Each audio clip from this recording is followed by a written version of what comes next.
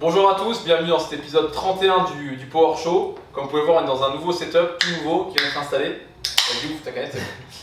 C'est pas encore tout à fait fini, il y a encore de la déco qui doit venir au mur. J'ai entendu dire qu'il y aurait une Kalachnikov au mur. Oui. À ce qui paraît. On sait pas quoi mettre là derrière. Moi je pensais mettre une plante, mais les gars ils disent que ça fait trop fragile, donc je pense qu'on va mettre. T'as proposé un Predator. Un Predator, non, j'ai proposé un Predator. Une armure du 8e siècle. Donc voilà, nouveau setup, nouvelle lumière aussi. Donc voilà, c'est pour que ce soit plus confort, que ça fasse plus pro. Ça fait longtemps qu'on n'a pas fait de vidéo, ça fait longtemps qu'on n'a pas fait de podcast à 3. Le dernier qu'on a fait c'était sur la salle. Sur la salle. Il me semble. Donc là on pourrait parler de la salle parce qu'en l'occurrence on est un peu en crise, mais on va pas le faire. Non. On arrive à se démerder pour gérer la crise à notre manière. On espère que tous ceux qui ont des salles ils se débrouillent bien aussi. On a de la chance, on n'est pas dans la ville du couvre-feu. Ouais. On fait pas partie des 8 métropoles concernées, donc on évite ça. Mais bon, au final en soi, ça change pas grand chose quoi pour nous. Non.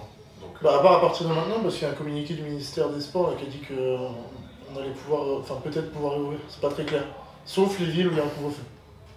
Donc dans ce cas-là, on aurait le droit de réouvrir. Je présume que si on n'a pas eu de couvre-feu, c'est qu'en soi les cas à Bordeaux, ça évolue. Ouais, il arrive dans 2 semaines. Oui, voilà, ouais. Donc voilà, si vous avez des idées pour la déco, mettez-le en commentaire. On a déjà pas mal d'idées, hein, mais on sait jamais des fois qu'il y aurait l'un de vous qui a une bonne suggestion. Oui, je vais mettre des crânes. Ouais. Toi aussi tu veux mettre un crâne. Tu veux mettre un crâne de T-Rex grandeur nature. C'est déjà pas la place là. Vous nous verrez. Oui, il a mis sa machine à café, donc c'est bon là, il n'y a plus de... Normalement il a déjà mis son gros truc. Donc les sujets qu'on va aborder aujourd'hui, bon, il y a quelques semaines de ça, ont eu lieu la première partie des CrossFit Games 2020, donc la première partie elle s'est faite online. Donc on va revenir un peu sur les WOD qui ont été faits, parce qu'on a pour une fois je les ai trouvés plutôt pas mal. Je trouve que même c'est les meilleurs WOD qu'il y a eu. Alors je n'ai pas suivi en détail ce qu'il y a eu chaque année, mais première regarde comme ça, je trouve que les WOD étaient vraiment intéressants. Ensuite on va parler de ce que vous allez pouvoir faire quand vous reprenez l'entraînement, ce qu'on va vous conseiller de faire. Parce que là j'imagine que vous ne pouvez pas vous entraîner, ou alors que vous vous entraînez de manière très différente chez vous avec des petits moyens. Peut-être j'espère que vous faites de la gym d'ailleurs du coup. Parce qu'à mon avis l'haltéro et tout ce qui est squat c'est un peu plus compliqué. Et après c'est pour toutes les personnes qui vont avoir 2, 4, 6 semaines de carence où ils ne pourront pas s'entraîner. Comment reprendre l'entraînement de manière optimale quoi. Et après, dernier sujet qu'on fera aujourd'hui, c'est pourquoi vous ne progressez pas en haltérophilie, en gymnastique ou en force, c'est nos spécialités. Et donc forcément, nous dans notre travail, on est confrontés aux gens qui font du crossfit, donc qui font des WOD et qui veulent se perfectionner dans une de ces disciplines. Et donc on va essayer de vous donner quelques clés. J'aime bien ce mot, clé. On va donner quelques pistes plutôt. Il faut trouver la clé. Il faut trouver la clé. Quelques pistes pour voir, pour vous aider à progresser dans ces différentes disciplines. Il y a un problème, oui? Non, vas-y. Ok. Voilà. Vérifier que le micro était bien branché. En gros. Allez, c'est vrai. Bon, du coup, CrossFit Games 2020, je crois qu'il y avait 60 athlètes qualifiés online, enfin qui avaient le droit de participer online. De faire les qualifs. Voilà, donc c'était un peu particulier parce qu'en gros, ils devaient rester dans leur box. Ils n'avaient pas le droit de sortir, et alors les WODs étaient annoncés 2 heures à l'avance, un peu comme dans les CrossFit Games. Ils n'avaient pas le droit de sortir, ils n'avaient pas le droit de contact avec les téléphones, etc. Ils avaient leur jus, donc en fait ils faisaient un CrossFit Game mais à la maison. En confinement. En confinement, et sur les 60 athlètes sélectionnés pour la partie online, il y en a 5 seulement qui sont pris pour aller au ranch. Donc le ranch c'est là où ils ont fait les games, la première édition. C'est 5, j'étais persuadé que c'était 10. Non, c'est 5. Ah, c'est 5 femmes, 50 excusez-moi, pardon. Du coup, 60, donc je pense qu'il y avait 30 femmes, 30 hommes, et du coup, ils ont gardé 5 de chaque. Donc cette année, les WOD, je les ai trouvés vraiment intéressants. Je trouve que c'est des bons tests de fitness. D'habitude, je trouve que c'est bon, ça reste très crossfit. Alors, quand je dis très crossfit, c'est que c'est des WOD où ça part un peu dans tous les sens. Ils essayent de faire un truc qui fait spectacle en même temps. Oui, c'est spectacle et endurance de force, les deux trucs qui sont principalement testés. En fait, il n'y a pas de réel test de gym parce que des pull-ups, c'est pas un test de gym. Il n'y a pas de réel test d'haltéro, il n'y a pas de RM. Il n'y a pas de test cardio parce que c'est des mouvements qui sont limités. Ouais, si, il y avait peut-être le marathon rameur, des trucs comme ça. Oui. Bah, il y a des trucs comme le paddle qui rendent il y avait eu ça une année où c'est le côté un peu. C'est folklorique. Ouais, folklore, pour faire du spectacle, faire de la vue, faire un truc sensationnel ou nouveau à chaque fois quoi. Non, oui, parce que là, c'est pas. Avec l'argument, il faut être préparé à l'imprévu, mais bon, c'est plus du test de fitness quoi. Et là, pour le coup, là, le fait que ce soit dans leur salle, automatiquement les gens ils ont moins de matos. Tu peux pas dire votre test du WOD 5.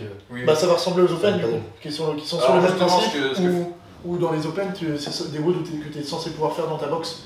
Donc c'est pas trop funky niveau matériel. Ce qui est intéressant là justement, ce que disait Fraser, il a dit en fait là on va voir parce qu'il y a des mecs c'est des champions des Open parce qu'ils sont capables de refaire les WOD 2-3 fois et là c'est une chance. Ça avait un seul essai, donc là ça a changé la donne et il avait raison parce qu'il y a des mecs qui sont très moins aux open qui là pour le coup ont pas du tout réussi à se qualifier. Mais ils n'arrivent pas à gérer quoi. Après l'entonnoir était beaucoup plus resserré que ce qu'ils faisaient les précédentes années, mais quand même. Et en plus ce qui est bien c'est qu'ils ont repris des WOD benchmark, des fameux WOD benchmark que tout le monde connaît, que tout le monde aime faire. Ils les ont repris en plus dur, donc moi c'est pour ça que je le trouve bien. Donc on va revoir. Ce qui est intéressant, parce qu'un mec qui est hyper fort, je vois pas d'intérêt de se comparer avec. Sur un mode où t'as des snatchs à 30 kg quoi. Ça va pas être. En fait, tu fais du PVC, c'est pareil, à certains niveaux de 30 kg que j'essaie. Du coup, ça devient plus. Le mouvement, c'est plus. En fait, c'est pas le snatch, tu bouges que cardio endurance de force, mais il n'y a plus de composante mouvement en jeu parce que c'est tellement léger, tellement facile. Tu fais du round to overhead avec une plate de 20 kg. Bon, après, ils ont monté les charges, mais pas non plus excessivement, ça dépend. Oui, non, mais c'est que je veux dire, c'est comme quand tu demandes à quelqu'un de faire 10 pull-ups dans un WOD alors que le mec il peut te faire 20 muscle open broken. Les pull-ups, ça peut être un super test pour lui. Ça dépend du niveau que t'as quoi. Donc pour le game, c'était un peu. Donc le premier WOD qui est sorti, c'est Friendly Friend, donc c'est Fran, mais en version plus donc on rappelle Fran, c'est 21-15-9 thruster pull-up. Sauf que là, les thrusters, au lieu d'être à 42, ils étaient à 52 pour les hommes, et au lieu d'être à 30 pour les filles, ils étaient à 40. Et au lieu que ce soit des pull-ups, c'était des chest et bars, et au lieu que ce soit 21-15-9, c'était 21-21-21. Ouais. Donc un gros Fran. Voilà. Et le meilleur score, écrasé tout le monde. Il a écrasé tout le monde, c'est Matt Fraser qui l'a fait en 3-0-8. Je pense qu'il y a pas mal de gens qui aimeraient déjà avoir ce score sur un frappe normale. Donc ça fait en gros, il y a des mecs qui sont amusés à calculer, ça fait 126 reps. Ça fait du coup une rep toutes les 1 seconde et demie sans compter les transitions. Il n'a pas briqué de toute façon. Non, il a pas briqué. Truc. Après Fraser il a expliqué que, parce que c'est quand même, là sur les games il y avait Fraser et les autres. C'est impressionnant la différence de niveau qu'il peut y avoir entre le premier et il y a Fraser, Noah Olsen et les autres. Mais Noah Olsen il est quand même bien derrière. Et Fraser, quand on lui a demandé, il l'a expliqué en disant que quand il est au Games, s'il est loin devant, il va temporiser parce qu'il n'y a pas plus de 100 points, tu peux pas les gagner. Par contre, quand tu es chez toi dans ta salle tout seul, tu sais pas combien les autres font, donc tu vas à fond. Et il allait à fond, donc il a écrasé tout le monde. C'est Froning qui faisait aussi un petit peu ça, qui disait qu'il se calait toujours sur le mec qui était sur le deuxième. Plus gros rythme, sur le deuxième. Et il se calait, et puis comme ça il arrivait à gérer s'il pouvait accélérer ou pas. Bah écoute, il était jamais à fond quoi. Sur une des vidéos du confinement où ils avaient fait Evidity, Redon et Hugo avait fait exactement pareil. Il avait pris 5 reps d'avance sur Redon, et dès que Redon retournait à la barre, il retournait. Comme ça il gardait ses 5 reps d'avance. Ouais, il gérait comme ça. D'ailleurs, Noah Olsen il a fait 3,55 donc. Entre 3,08 et 3,55, c'est énorme, sachant qu'après. Il y a un cinquième de différence. Ouais, sachant qu'après ils sont tous dans un mouchoir de poche, ça se suit quoi après. La difficulté, je pense aussi de cette année, c'est le fait qu'il soit sur ce format-là.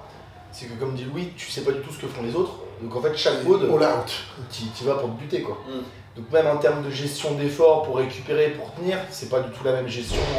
C'est aussi pour ça que je trouve que c'est bien qu'ils aient mis des WOD genre comme Friendly Friend où c'est rapide. Où là en gros tu sais qu'en gros tu envoies tout et c'est le mec qui va arriver à monter, à avoir un gros volume de travail. C'est du sprint quoi. Ouais, c'est du sprint. Donc je sais que Noah Olsen a fait le deuxième avec 3,55 et après ça suit. Donc énorme avance là-dessus. Chez les filles, pareil, sans surprise, c'est Tia Toumi qui a réussi. Elle a fait 3,40. Je pense qu'elle a encore plus éclaté les autres que Fraser. D'ailleurs, les deux ils font leur compète comme ça. Ils sont ensemble, ils disent qui a le plus d'avance sur le deuxième. Je sais pas si t'as vu Marin, mais en gros ils s'entraînent ensemble. Ouais, ça je sais. Le coach le mec de Tia Toumi, c'est son coach et c'est le coach de Matt Fraser. Le gars il coach les deux. Mais par contre, c'est pas le coach de Matt Fraser. C'est pour toi? Non, pas depuis longtemps. Parce que Fraser a dit qu'il voulait arrêter de réfléchir à ça pour lui. Voilà, ça fait 2 ans je crois, et en fait ils s'entraînent ensemble. Et là, du coup, quand ils ont fait les épreuves des games online, ils étaient ensemble. Donc ils essayaient de se battre. En termes d'avance par rapport aux tous les deux dans la même salle. Après, en dessous, c'est Cara Sanders, je crois que c'est une américaine, elle a fait 3,49. Donc là, tu vois, c'est un peu plus serré chez les filles. Sur celui-là. Alors celui-là, il va vous plaire un peu plus, les gars. Le deuxième WOD, c'était une rep max front squat. Il plaît oui et non, parce qu'il y a eu des super front squats et il y a eu des trucs immondes. Il ne devrait pas être sur la scène internationale dans un sport. Vous parlez de ce qu'elle a fait Samantha Brigg.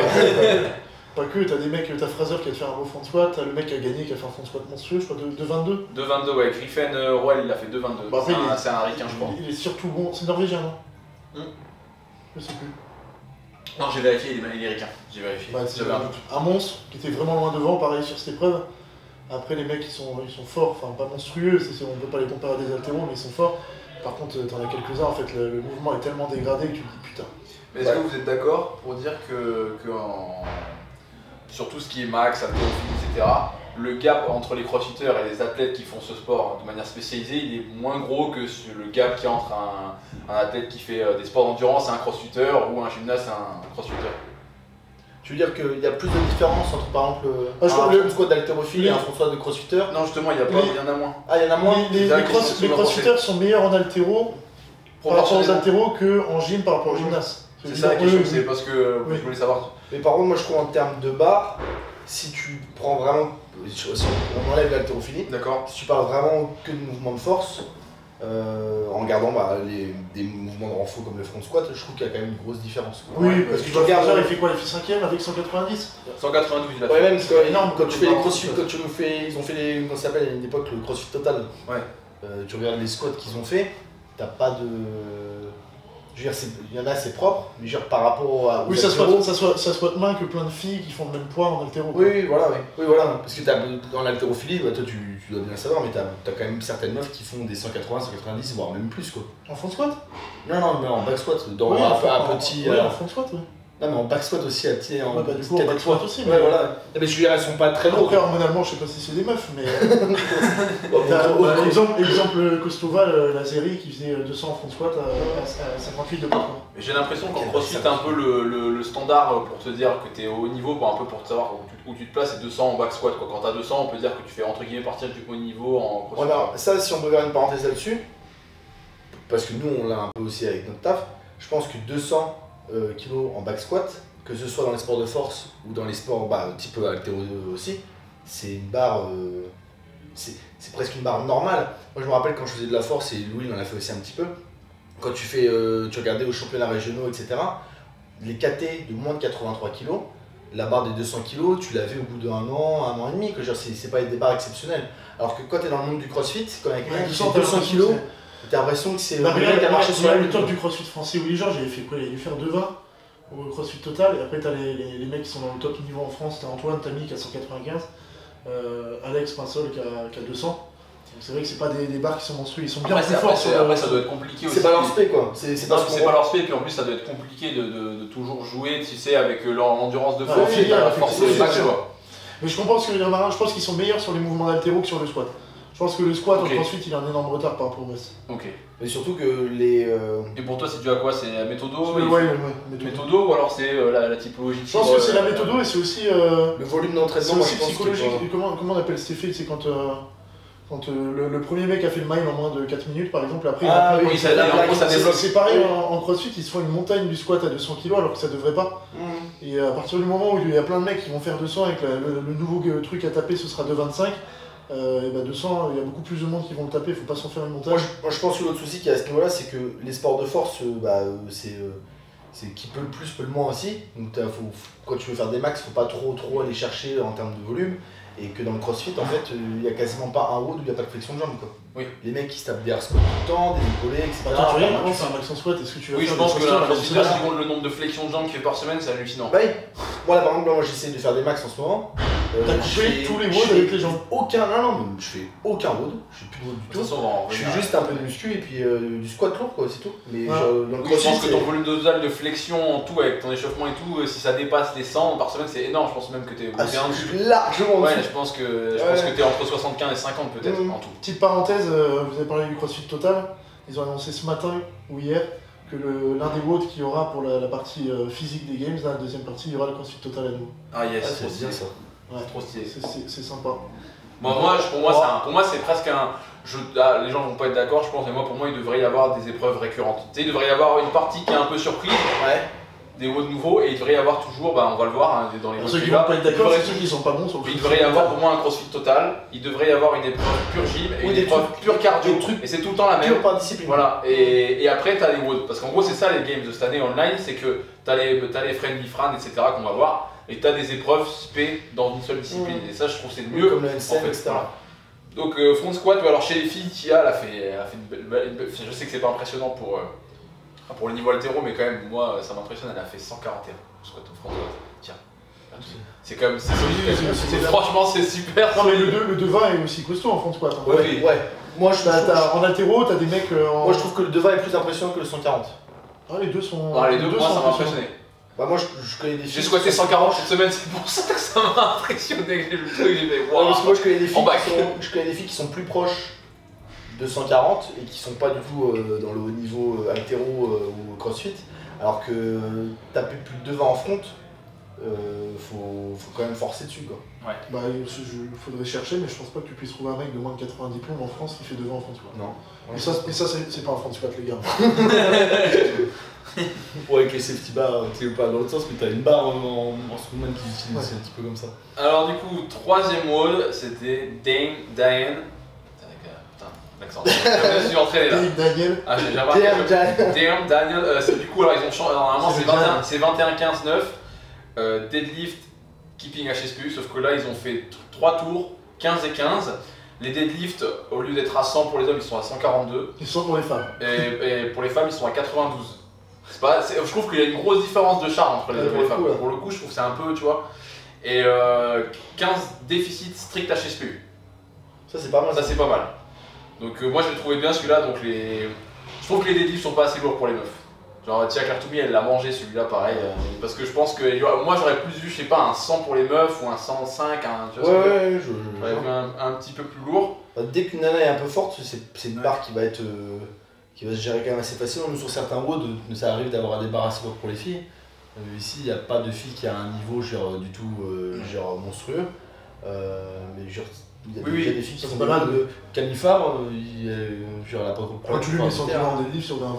Oui, il le fait. Hein. Voilà. Donc la HSPU, je trouve ça bien qu'ils fassent du strict et du déficit. Parce que du coup là, tu vois, tous ceux qui font des espèces de totems comme ça, en fait, ils vont être obligés de replacer. Les élévations scapulaires comme ça. Ils vont être obligés surtout de repasser en fait sur tous leurs placements qu'ils ont sur les jerks, les strict press, etc. pour que ce soit plus fonctionnel, et je trouve que c'est plus. Et puis t'as une vraie amplitude pour le coup. Voilà. Après, bon, je suis toujours déçu qu'ils fassent dos au mur, et bon, ça changera, c'est pas prêt de changer, je pense. Ça dépend, j'avais vu 2-3 compètes de CrossFit où ils les faisaient en free. En free, bah ça c'est. Ça pour le coup, ça demande un certain. Ah, c'est pas en free J'y m'énerve quand il fait ça. Mais non, mais HSPU contre le mur, c'est scale. Les mecs, ils doivent avoiner. Alors les scores sont ouf. Matt Fraser premier, 2,44. J'ai pas fait beaucoup moins pour le Diane. Donc 2,44, 15 des 10 face à 42, 15. Si tu l'as pas vu, faut que tu le vois, parce qu'il le bouffe aussi. Noah Olsen, pour le coup, là, il y a un moins gros écart entre les deux, 2,56. Et Tia, elle l'a défoncé, elle a fait 2,28. On voit quand même que là, c'était un bon mode pour les petits. Hein. Ouais, 2,28. Derrière Brooke Wells, elle est grande. Brooke Wells, elle a fini 3ème, 2,34. Sachant qu'elle n'a pas la morpho. Non, je dis ça, mais pour les deadlifts, vous le mettez longiligne. Oui. Donc, ouais, non. Mais par contre, c'était pas très beau quoi. Alors les HSPU, une cambrure de ouf, les sous-éthers, ils étaient comme ça. Si t'es longiligne, il était petit. Ah ouais, petit longiligne. Petit longiligne, là, le haut, tu manges. Ouais, c'est ça. Je pense que c'est le mieux. Donc je pense que c'est tout ce que je sais pas si vous avez un truc à rajouter là-dessus, mais moi je trouve que c'était un bon test de fitness. Ça va. Moi je trouve que le fait de mettre plus de strict, surtout sur la HSPU, je trouve que c'est un petit peu la foire à chaque fois. Sur l'équipping, je trouve ça bien. Les HSPU, les standards en crossfit sont pas clairs. Et puis il y a trop de liberté. Tu sais, le fait d'avoir désigné un carré, etc. En fait, ils ont juste à exiger un truc, c'est que les mains soient dans l'axe et c'est terminé, il n'y a plus de mec qui va faire ça. Tu pourras pas pousser comme ça, alors que comme ça tu peux beaucoup plus pousser. Bon. 4ème mode, celui-là je pense qu'aucun de nous aurait aimé le faire, même si c'est un bon test de fitness. Non, je le trouvais top, mais je pense que c'est le plus horrible à faire. Ouais, bah tout le monde a dit 1000 mètres rameur. Donc Tami il aurait été content ça. Ouais. Donc là c'est pour taper dans la filière lactique. Le mec a fini premier. Ouais, premier il a fini en 2,48. C'est du 1,24 au 500. C'est du 1,24 au 500. Il y a beaucoup de mecs qui font du crossfit depuis longtemps qui peuvent même pas l'afficher. Ouais, sur 500, ouais. Non, mais pas même pas, oui, même pas l'afficher sur tes tirages. Il a fini genre 9ème ou je sais plus, je vais pas dire de bêtises. C'est pas trop mal pour. Il a fait 2,55. T'as mis son record au 500, je crois que c'est 1,21 je crois. Je sais pas, mais Antoine Tami, ils ont fait vice-champion de France avec son équipe, avec son coach et 2 filles. C'est juste pour avoir un repère de me dire que 1,24, moi j'en ai déjà fait du 500, je crois que j'avais fait 1,26 ou 1,26 sur 500. Mec, je suis descendu du rameur, j'ai envie de gerber quoi. Donc faire ça sur un 1000. Ils ont tous dit que c'était le pire WOD, c'était le plus horrible, c'est lui qu'ils avaient le plus de. Mais encore une fois, c'est intéressant, t'as pas de technique à côté, c'est uniquement du. En gros, on pourrait comparer ça à un 800 en athlée. Ouais, c'est ça. Un test de demi-fond, quoi. De toute façon, on y reviendra après. Pour moi, les 3 meilleurs, de toute façon, ça reste une rep front squat et 1000 mètres pour l'instant. Même si j'aime beaucoup les WOD. Oui, mais après, les gens vont te dire que c'est les trucs qui sont les moins crossfit en soi. Oui, bah pour le coup, c'est pas. T'as pas le. T'as pas de mélange. Parce qu'en fait, il faut qu'il y ait un crossover en gros crossfit dans des trucs, il y a un croisement, ça je l'entends. Mais ensuite, il y a eu Nancy, donc je rappelle, Nancy c'est de la course à pied. Alors pour moi, celui où il faut regarder Fraser faire, c'est celui-là. Et des overhead squats. Oh, putain. Donc en gros, c'est ça, je crois qu'il y avait 5 tours. À 80, 520 run, 15 overhead squats. Et normalement, il n'y a pas de burpees, sauf que là, tu as 15 facing bar, facing burpees. Et là, les charges, j'ai pas noté les charges.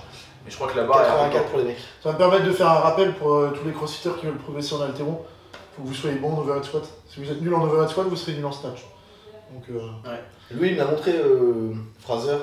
C'est. Bah, en fait, il fait des gobelets squats, mais avec une barre au-dessus de la tête. Ouais, ils ont un nombre. D'ailleurs, j'ai remarqué souvent en crossfit, ils font ça. Tu vas me dire, Louis, si tu es d'accord, mais j'ai l'impression qu'ils resserrent vachement leur prise par rapport à ce qu'ils font en snatch. Comme ça, ils ont un meilleur emboîtement. C'est plus pour les poignets. Ouais, pour les poignets. Et par contre, ils ont un emboîtement, tu sens qu'ils sont placés et que ça. Après, et ce qui est bien, c'est que sur un mouvement comme ça, tu as non seulement la force du mec, la coordination, mais c'est un gros test de mobilité aussi, parce que comme tu dis, il resserre, et quand tu resserres, il faut que tu sois hyper mobile de partout, cheville, hanche, ouverture thoracique, épaule. Donc pour exécuter les overhead squats comme Fraser les fait, certes il y a une part de génétique, mais sinon c'est que le mec il est top au niveau mobilité. Pas les le truc qui est monstrueux sur la vidéo. Tu te rappelles ce qu'il a fait Fraser? Non, je me souviens plus des temps. Le truc qui est monstrueux sur la vidéo, c'est quand Louis me l'a montré, c'est que du début du WOD à la fin du WOD, il bouge à la même vitesse. Mais t'as quasiment aucune variation. Je crois qu'il n'y a aucun overhead squat où il en chie. Quoi. Mais ils ont une Il y en a variation. un où il parle, enfin pas vraiment. C'est tout. Mais comme il dit Alex, quand il coach, il dit métronome, mais ça veut bien dire ce que ça veut dire. Oui, c'est gling gling. Une régularité. Alors, le WOD de Gilles, du coup, j'ai déjà fait une vidéo dessus. Sur la chaîne. Ouais, pour moi, c'est sur le papier, il est top, mais ça a été le plus décevant en termes de rendu. Ouais, de ceux qui d'accord avec toi. Parce que aussi les règles n'étaient pas assez strictes. Ouais. Ce que tu as dit. Parce que c'était du handstand walk dans un carré, comme a dit. Ouais, voilà. Ouais. Donc, on va. Ceux qui n'ont pas vu la vidéo, du coup, enfin, ceux qui ont déjà vu la vidéo, désolé, je vais un peu me répéter. Donc, c'était time cap 20 minutes, max handstand hold, dans un carré d'un tout petit peu plus d'1 mètre carré. Donc, moi, à la base, quand j'ai vu ça, j'étais super content. Je pensais que c'était au début que c'était max pendant 20 minutes, donc tu pouvais recommencer autant de fois que tu veux, donc tu pouvais cumuler le temps. Ouais. Et en fait non, c'est vraiment max temps sur la meilleure répétition du coup de la série. Sauf qu'après j'ai été déçu parce que j'ai vu qu'ils avaient le droit de déplacer les mains et pour moi du coup c'est pas du hold. C'est du walk. Cela dit, il y a quand même eu des perfs sympas. Bon forcément c'est Lana qui ont un passé de gym qui ont tout défoncé. David Zotier, elle m'a battu, elle a bougé. Elle a fait combien? Je crois qu'elle a fait 2,54. 2,54, moi j'ai fait 2,34 sans bouger. Ouais, mais est-ce que toi t'avais fait des WOD avant? Ah non, c'est vrai ça. Ouais. Par contre, il y a un truc que j'ai vu dans les commentaires, et ça je n'avais pas la réponse, je voulais savoir ce que tu en pensais. Est-ce qu'il y avait une. C'était précisé ou pas dans les règles, s'il fallait garder les pieds alignés, ou si tu avais. Non, t'avais pas de. Tu sais ce que tu veux. Alors, pour ceux qui ont regardé la vidéo, celle que j'ai fait. Et puis ça, la plein qui ont dit dans la vidéo justement qui disent ah ouais mais toi tu l'as fait en ciseaux etc. Non, David Zotier l'a fait en ciseaux aussi. C'est la meilleure technique. En fait, alors le ciseau pour ceux qui voient pas, visualisent pas trop, au lieu d'avoir les deux jambes tendues et les jambes serrées, on va venir en position de fente un petit peu. Et ce qui est intéressant avec cette position, c'est que justement on a droit à l'erreur. On a droit à l'erreur parce que le bassin il peut être légèrement défixé. On peut jouer avec l'ouverture des genoux, des chevilles et bouger les jambes simplement. En gros, c'est comme si on était debout et qu'on se mettait comme ça. Oui, voilà. De toute façon, c'est comme si je me mets une barre au-dessus de la tête, j'ai les pieds serrés, je vais être moins stable que si je me mets en position en écartant les pieds. Donc c'était ça. C'est la stratégie que j'ai décidé d'adopter. De toute façon, c'est la stratégie de tous ceux qui ont fait les super temps étaient comme ça. Mais c'était pas imposé ça. C'était pas imposé. Et toi, par rapport à ton regard sur la gym, tu disais que justement tu aimais bien les tests de gym. Est-ce que tu penses que ça aurait dû être imposé ou pas? Parce que tu as certaines personnes sur ce truc qui auraient dit, qui ont pu dire, pour un vrai test de gym, il aurait fallu demander. En gym, ça n'existe pas le handstand. C'est en français on l'appelle ATR, appui tendu renversé, et c'est tendu. Oui, t'as pas le droit d'avoir les jambes comme ça. Mais c'est pour ça d'ailleurs que je compte le refaire, j'ai envie de le refaire. En ATR. En ATR pour le fun, j'aimerais bien taper 2 minutes parce que pour le coup là, j'ai entendu, on peut faire des réglages, hein, ça serait au niveau des poignets, des épaules, un peu du bassin, mais la marge d'erreur est beaucoup plus petite. Mais oui, je pense que ça aurait été bien imposé parce que là, niveau compétence, précision, stabilité, c'est autre chose. Bah surtout que là, pour moi, tu arrives vraiment dans l'aspect gym. Moi, ma question, c'est est-ce qu'on a le droit de faire ce que je t'ai montré là? Ouais. En soi, les critères de CrossFit sont tellement larges à chaque fois. Est-ce que je le fais en vidéo, mais... C'était quoi le truc? Je le fais du coup. Je sais pas si on va me voir. Non, je pense pas. Si on n'a pas le droit, te mettre comme ça. Si tu touches pas les genoux. Ah bah, je sais pas. Non mais du coup par rapport, ça serait intéressant de voir parce que c'est pas précisé dans les règles, tu peux le mettre comme ça. Après je pense pas que tu t'es triché très longtemps. Mais en fait c'est parce que j'ai battu Antoine Tamy sur son max handstand en étant comme ça, donc je voulais le ridiculiser. Ah tu l'as fait comme ça? Ouais. Tout le truc? Bah j'ai juste battu Antoine et vu qu'il est nul, c'était pas très bien. Ouais. T'as fait combien de temps? 35 secondes. Ah oui, bah, c'est vrai que c'est... Après sachant que... Ah bon, en tout cas moi je trouve que c'est une bonne nouvelle. C'est une bonne nouvelle à plusieurs niveaux. Je trouve que bah, du coup ça veut dire que la méthode elle s'améliore. C'est une bonne nouvelle pour moi en termes de business, faut pas se mentir, c'est ma spé. C'est là où je viens entre guillemets avec le baril, etc. Les appuis tendus renversés, c'est là où je suis le plus fort, c'est là où j'ai le plus d'expertise. Donc ça va me ramener du coaching. Donc moi sincèrement je suis super content qu'ils l'aient mis. Après j'espère qu'ils feront encore une fois évoluer les standards. En vrai c'est intéressant, c'était quoi? C'était il y a 2 ans qu'il y avait eu les games où il y avait eu pas mal de handstand walk et tout le monde avait trouvé les mecs, enfin pas tous mais la plupart nuls sur le handstand walk. L'année d'après il y en a eu à nouveau, les mecs avaient tous progressé à fond. Et là ça va peut-être faire pareil, ça va les forcer à bosser sur du handstand hold. Et comme tu as dit dans ta vidéo, bosser le hold ça va t'apporter sur tout. Sur le walk, sur les HSPU, sur le travail. Même sur la gym, franchement bah, voilà, moi tous ceux que j'ai vus qui sont bons haltéro, qui sont bons au jerk. C'est-à-dire qu'ils ont un bel emboîtement, un bel alignement, les handstand walk et le hold c'est super facile, c'est super abordable pour eux. Donc moi je suis vraiment content qu'ils aient fait ça. Je suis vraiment refait qu'ils aient fait ça. Et t'aurais été aux anges s'ils avaient eu des standards un peu plus... Ouais, alors pour les scores, tiens, c'est marrant les scores, parce que du coup, le premier je crois que c'est Olsen, ouais. Et qui a fait 2,37. Et juste derrière, t'as Matt Fraser. 2,35. Non, 1,37, 1,35. 1,35. Sauf qu'en fait, Olsen il bouge pas, quasiment pas. Il bouge au bout de 1,20 ou un truc comme ça. Et par contre, Fraser il bouge au bout littéralement de 5 secondes. Donc, du coup, pour toi, la performance c'est pas la même? Bah en fait. C'est pas le même road. Bah c'est pas le même road. En gros, quand Fraser dans la vidéo on le voit, il lit les scores et il fait oh là là, ça me fait chier, genre il m'a battu que de 2 secondes. Oui, mais c'est pas la mais même. Après, bon, après c'est le jeu, mais si tu te réfères un peu à ce que c'est de la gym, tu te dis, le mec, t'as éclaté. Sur le papier, mais comme quand t'as un max front squat et que t'as un mec qui va faire un front squat comme ça et que l'autre il va faire un truc immonde, il y en a peut-être un qui va faire 2 kilos de plus que l'autre, mais en fait son front squat il vaut 10 000 fois celui de l'autre parce qu'il pourra pas épauler avec cette position. Et surtout qu'en plus, moi, le problème que je trouve sur ce truc là, c'est que c'est pas le même mode en fait. Parce qu'en fait, la difficulté entre bouger et pas bouger, ça n'a rien à voir, d'après ce que tu dis. Donc, je veux dire, c'est. Ah, pour le coup, moi j'en ai fait avec Robin, en fait, quand je rate, c'est quand je commence à bouger. Ouais. J'essaie de rester entendu et bah, si je le fais avec Robin, si je me mets à bouger, de toute façon, il me dit descends, c'est bon, c'est fini. Oui. Bah, je le dis tout le temps en cours, dès que tu commences à marcher. Mais tu sais, il y a des règles en haltéro, en squat, si à un moment tu commences à redescendre. En squat, bah c'est fini. Donc si tu fais tout le temps des Alors justement, en squat, tu peux redescendre en CrossFit. S'il y a un max en squat, tu viens t'écraser en bas. Bah, je pense, hein. Ouais, je pense, tu viens t'écraser en bas. Le strict press, ils prennent leur barre, ils font ça avant de repartir. Tu commences à descendre, tu remontes, tu te réécrases, tu reprends un rebond. Je pense pas qu'ils te mettent nos reps. Donc, après, je comprends qu'ils veulent rendre ça accessible, mais pour moi, sur les athlètes de il faut que ce soit accessible partout, sauf aux games. Oui, parce que les games, il n'y a pas d'accessibilité à avoir. On va revenir sur le sujet du front squat qui était immonde. Normalement, tu dois pas. Ça n'a pas sa place normalement sur le haut niveau. Surtout quand c'est pour faire dernière quoi, de l'épreuve. Elle a fait dernière Non, elle a fait dernière parce que Catherine Davis-Dottir elle a fait 102. Non mais il y avait 90 et quelques sur la barre de Quasimodo là. Ah ouais, je pensais que, parce que là, en gros, Catherine Davis-Dottir, tout le monde a dit qu'en gros elle s'était plantée de ouf sur cette épreuve, c'est sur cette épreuve par contre qu'elle avait fait que 102 kg au front squat. Il a dit Quasimodo. Ouais, bah franchement, j'ai bien aimé les. C'est toi qui avais fait une story où t'as mis avec les vélos, les vélos sur le dos. Tour de France sur prof de montagne. J'ai des gens qui m'ont dit que j'avais la critique facile de critiquer une règle comme ça. Mais si on critique pas ça, en fait, il n'y a plus le droit de critiquer rien du tout. Non, en fait, surtout, c'est le sport qui engage son image et la santé. Non, mais surtout que les gens qui font ça derrière après dans leur box, mais surtout qu'il y en a, c'est ça le problème. Ils vont se justifier.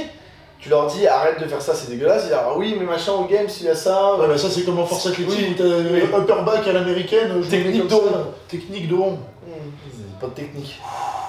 Et après, 22 ans, retraite, L4, L5, S5, S1, triple hernie discale, 22 ans. 30 minutes de bagnole, tu pleures, tu peux marcher.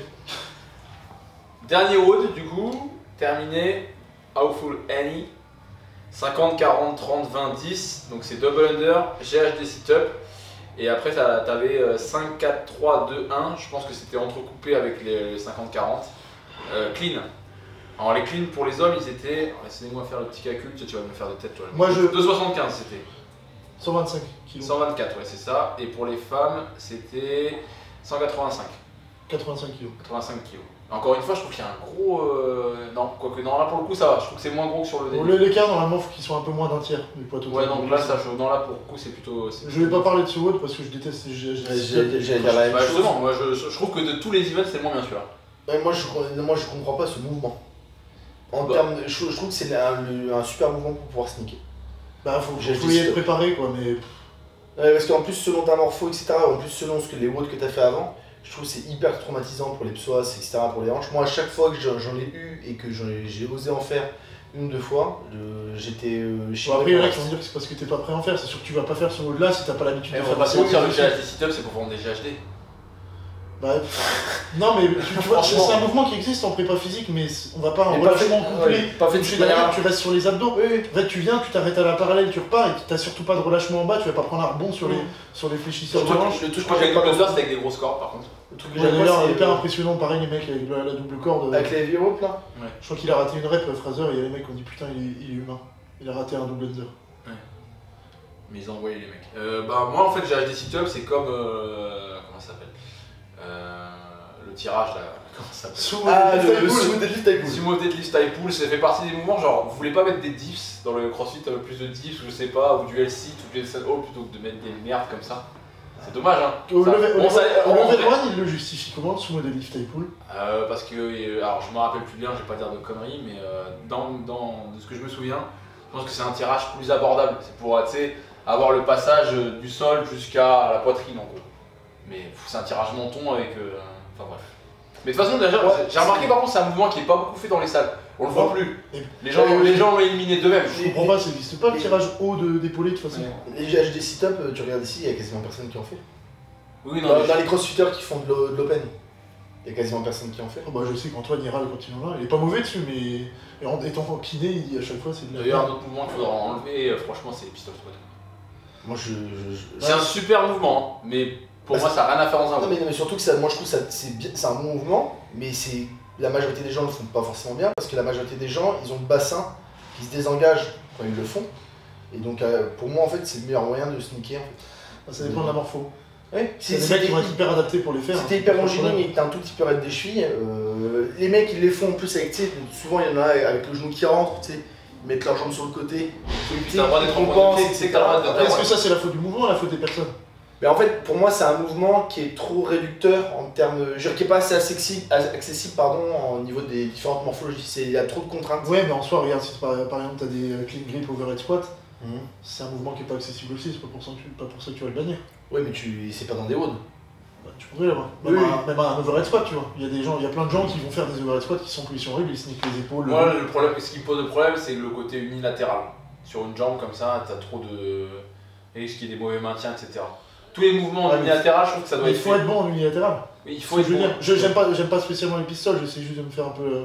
Moi, ce que j'aime pas, c'est le fait que ça puisse être aussi compensé et autant compensé que les gens le font. C'est-à-dire, tu regardes sur une compète. Je suis d'accord, mais c'est pas la faute du mouvement, c'est la faute des gens qui. Tu regardes sur une compète de crossfit, tu regardes 10 personnes qui font des pistoles, il y a quasiment pas une personne qui les fait pareil. Tu vois, il y en a qui se tiennent le bout du pied. Moi, je regarde 10 personnes qui font des cleans, il y en a pas mal qui font mal des cleans aussi. Et là, bon, il va. Hugo, l'espagnol pour un chinois qui en a déjà fait des podcasts, moi quand je le vois faire des pistoles, il finit en pointe de pied et qui me dit. Bah, il déteste, c'est valide. Ouais, c'est valide. Il le frapper, franchement. Mais il y a mal au genou après. Ouais. Donc après, je pense qu'à haut niveau, ça peut peut-être passer. Ça me choque pas, en fait, pour le haut niveau, pour moi, entre guillemets, tout est permis. Non, mais encore une fois, t'as des mecs qui font des pistoles comme si c'était des air squats parce qu'ils ont les fémurs courts, ils ont une structure de hanche où ils peuvent remonter là sans problème. Ils ont Oui, et puis ils ont la hanche dans l'axe. Moi, je peux pas remonter là, je suis bloqué ici. Ouais, ça me passe, moi. Je dois faire mes pistoles tournées. Je sais pas si vous avez envie de rajouter un truc sur le dernier WOD ou sur ce qu'on vient de voir sur les CrossFit Games. On a fait un bon morceau dessus quand même.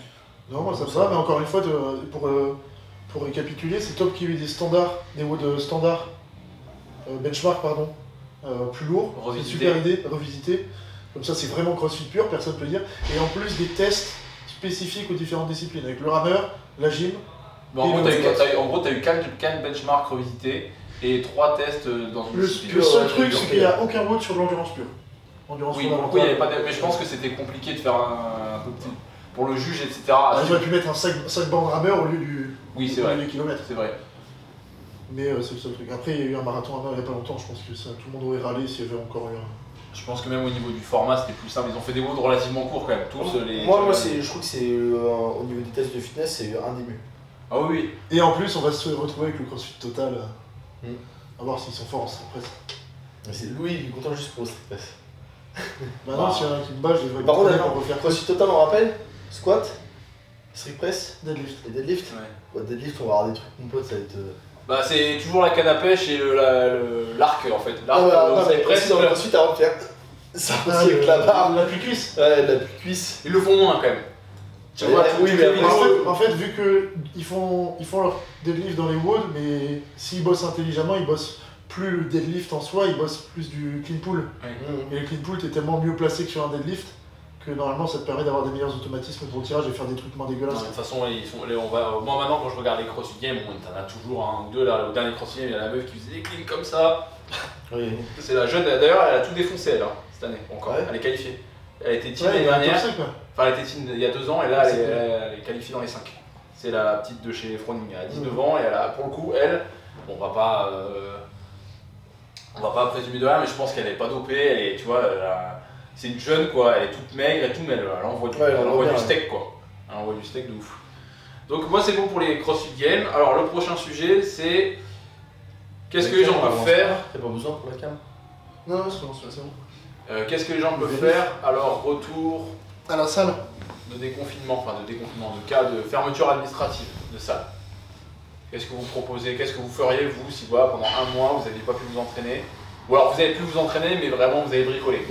Sur ma discipline ou en général? Comme vous voulez. Bon, moi déjà je vois les gens qui reprennent quand ils rentrent de vacances, c'est indépendamment des pauses.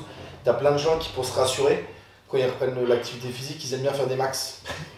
Ça c'est vrai, je sais pas si toi t'en as un terreau ou autre, moi je sais qu'il y en a qui font du crossfit. On a un terreau de moins en moins parce que t'es plus à l'ordre en fait. Oui, parce que aussi tu les éduques aussi à peut-être s'entraîner correctement. Mais... Ouais, mais aussi parce que quand tu veux tirer sur une barre qui était ton max il y a 3 semaines, si t'as rien fait le nerveux avec... Mais moi j'en vois pas mal qui font ça, au retour de vacances ou tu sais à post-confinement comme il y avait eu, qui veulent faire des barres lourdes, alors pas pour péter un record tu vois. Ils savent très bien, mais juste pour se rassurer, se dire bah tiens où j'en suis.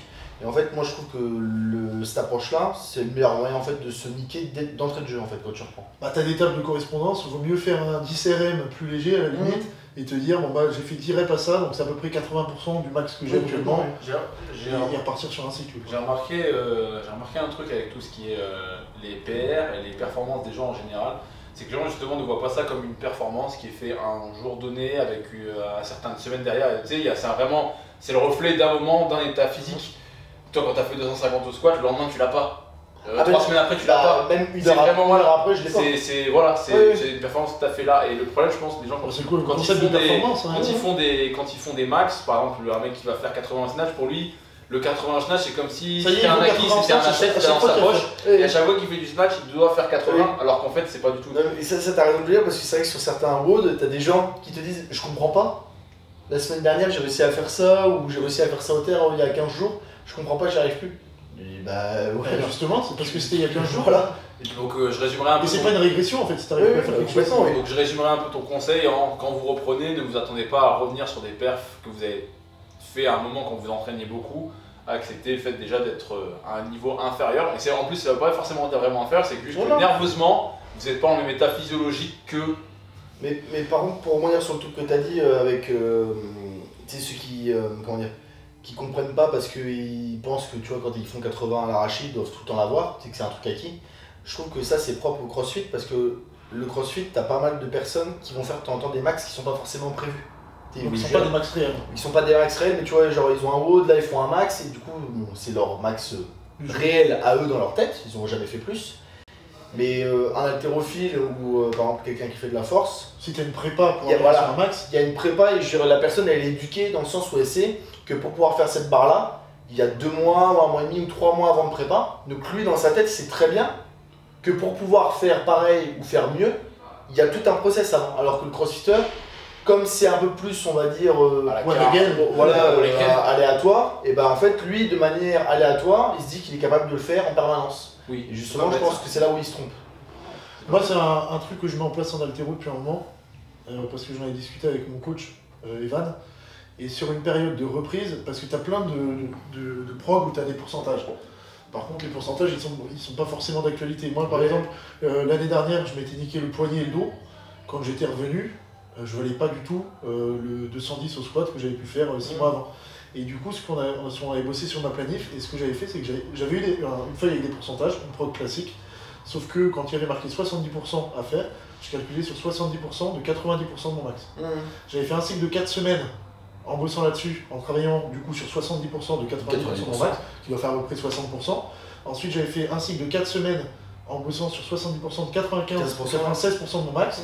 Et le dernier cycle de 4 semaines, je bossais sur 70% de 101 ou 102% de mon max. Mais c'est un peu comme on avait vu, comme on faisait un petit peu avant, quand on avait monté la salle au tout début, quand on faisait notre prog de squat ou autre, ou de montée en force, où on faisait tout avec le tableau de Berger, Baroga, Pripin, et on faisait justement, tout ça c'est relatif à tout ce qui est intensité relative. Justement, quand tu fais des entraînements de prépa comme ça, ils disent que si en gros le jour J c'est 100% en fait, ou 100 ou 105% si tu bats ton max, mais que du coup, les entraînements avant que tu vas faire les semaines d'avant, il n'y a aucune utilité à être à 100% d'intensité, puisque le 100% d'intensité doit être atteint le jour où tu fais. Et ce qu'on appelle une intensité relative, c'est par exemple 90% d'un max, théoriquement, c'est 5 reps. Imaginons tu vas faire 5 reps. Je crois que c'est 87,9 exactement. On va dire 90% pour que ce soit plus facile. On va dire que tu as une séance où tu fais 5 reps à 80% en intensité relative. Et bah t'es pas à 80%, parce que normalement c'est censé être 90%, donc tu divises 90 par 80 et tu as ton intensité relative. Et tu te retrouves du coup en intensité relative, ça veut dire que tu es à 95% en fait. Mais l'intensité relative, elle n'était pas utilisée en crossfit. Non, elle n'est pas utilisée, alors qu'en fait si tu fais 5 reps à 80%, c'est une série à 95%. Alors que c'est un des fondamentaux de la préparation force d'ailleurs. Si tu veux pas t'en passer. Si tu veux voir cycle, en théorie je sais pas, mais pour moi si tu veux voir cycler, c'est un cycler les mouvements de force, c'est obligé. Tu commences pas une prépa à 100% d'intensité relative. Si tu commences une prépa en faisant des séries 10 à 80%, c'est très con, t'es à 100% d'intensité relative.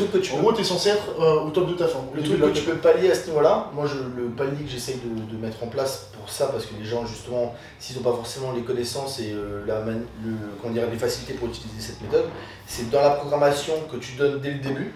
Moi, comme je sais pas mal de programmes génériques un petit peu qui sont tu peux acheter comme ça, c'est que déjà je mets un pourcentage où il y a, même si la personne a calculé sur son 100%, qui va prendre en compte justement le fait d'avoir une intensité relative un peu plus léger que ce que tu avais prévu. Oui, t'anticipes. J'anticipe le fait que la personne calcule sur son max. Ou même des fois les gens ils calculent sur les max qu'ils veulent faire. Ça tu peux le faire, mais ça dépend. Mais il faut adapter, il faut que les pourcentages soient adaptés. Moi je sais que j'ai une prog max squat. Ouais, et tu peux le faire, si tu dis j'ai 200 squats, je vais calculer sur 270. Oui. Justement, j'explique que tu peux mettre 5 ou 10 kg et en fonction de la marge ça va être plus dur. Mais par contre les pourcentages dans la prog sont calculés de manière justement que tu puisses avoir. Il n'y a pas de mauvais outils, mais je veux dire que c'est utilisé des fois de manière un peu. Les gens ils se disent bon il faut que je me projette, si je veux 210 au squat il faut que je calcule sur 210. Ah oui, ça arrive souvent c'est peut-être un problème d'ego pour se rassurer. On dit aujourd'hui je dois faire 90%, si je fais 90% de 103 kg à l'arraché alors que mon max c'est 100 et que je l'ai pas ces 3, il y a plus de chances que j'arrive à taper 100 en fin de prog que parce que j'ai calculé sur un max théorique à 103, alors que ça c'est. Vraiment, le coach il est censé avoir calculé les pourcentages pour un truc, pas pour faire donc j'essaie de résumer un peu ce que vous venez de dire. Donc, bon, déjà, si vous ne connaissez pas le concept d'intensité relative, il y a plein de vidéos YouTube sur ça. Zach Tellender, c'est en anglais, mais il a fait 3 super vidéos. Donc, Zach Tellender. Sur How to Program for Strength Training, c'est en 3 parties. Et vraiment bien.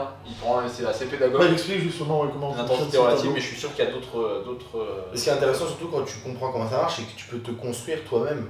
Oui. Tu peux construire toi-même ta prog pour cycler justement ta montée en charge. Et tu sais combien mettre de reps ou de séries par rapport à une intensité relative donnée.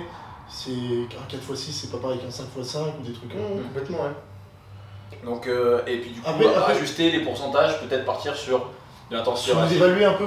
Évaluer. On en a parlé il y a pas longtemps, on se demandait, tu préfères qu'un de tes athlètes il rajoute du travail ou il enlève du travail dans la prog que tu lui fais, ou alors qu'il surévalue ou sous-évalue. On a tous répondu pareil, je préfère qu'il voit un peu plus petit que plus gros. Mais ceux qui font du zèle en disant ouais je vais m'entraîner plus ou alors je vais m'entraîner plus dur et tout. Ouais. Mais je pense qu'on a tous cet avis là parce qu'on sait très bien que l'aspect qui est le plus négligé chez tout le monde c'est la récupération. Ouais. On sait que c'est l'aspect de l'entraînement qui est le plus négligé, donc tu te dis s'il en fait un peu moins, bah en fait il y a plus de place pour la récup et donc il y a surcompensation derrière. Mentalement je sais que c'est dur parce que quand tu veux te donner à fond tu dis bah je vais en faire plus pour être meilleur. Et il y en a plein dans la salle qui vont fonctionner comme ça, mais en fait, et après à la fin tu te frustres, tu dis putain j'ai plus bossé que les autres et les autres ont progressé. T'es en permanence sur un fond de fatigue aussi. Et puis en plus de ça, il y a des facteurs génétiques qui jouent parce qu'il y en a, ils peuvent s'entraîner beaucoup. Par contre, d'un point de vue physiologique, ça va les empêcher de progresser. Ouais, alors que les mecs ils sont jamais fatigués. Moi j'en fais partie. Moi je sais qu'avec ma morpho, je sais que moi en fait je vais brûler de la cale en permanence et en fait je vais jamais, par exemple moi le sport si pour la nuit il faut quand même que j'ai une petite certes mais quand même que j'ai de la masse musculaire. Si je m'entraîne 6-7 fois par semaine, je vais jamais progresser en fait. Je peux hein. Je pense même physiquement ça ira 2 fois par jour. Mais en fait il n'y aura aucun progrès. Moi je sais que limite l'entraînement. Moi je sais que quand je progresse le plus c'est quand je fais le mois. Ouais. Ben c'est Mehdi qui faisait le podcast avec nous avant, il a dit qu'il remonte super vite sur ses barres et qu'il progresse bien sans tir, qu'il s'entraîne 3 fois par semaine alors que c'est un mec qui s'entraînait 12 fois par semaine avant. Ouais, au moins 9 fois par semaine, 9 ou 10 fois. Parfois plus, et parfois c'était 3 entraînements dans la journée. Après, ouais, dis-moi. Pour moi c'était pour reprendre sur la manière de reprendre après les pauses. Au niveau des pourcentages, comme Louis disait, de justement sous-évaluer un petit peu par rapport, parce que le max tu l'as pas forcément. Moi j'aimerais bien juste aborder le sujet des gens qui font des max en étant dégueulasses et du coup qui calculent tout leur pourcentage sur un mouvement qui est dégueulasse. Et en fait, moi j'explique à certaines personnes, quand je vois qu'il y a quelqu'un qui fait par exemple un squat, mais au bout de sa vie en remontant avec le dos, les genoux qui rentrent à fond et que c'est dégueu, la personne je dis ne calcule pas sur ça. Je crois que le pire ça va être le deadlift. Où t'as des mecs qui vont tirer 200 comme ça.